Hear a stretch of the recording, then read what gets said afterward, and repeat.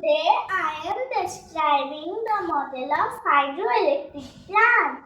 The plant in which electricity is generated by the gravitational force of falling water. It's called hydroelectric plant. That is especially available in them. Water stored in them or reservoir has potential energy.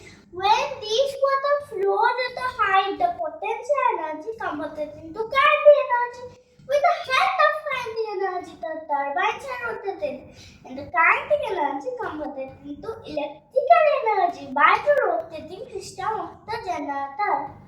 Then we have the electrical energy in the powerhouse as an output for the hydroelectric plant, which is used for our daily life. Now I hope we got some ideas about this model of hydroelectric plant. Thank you. Bye bye.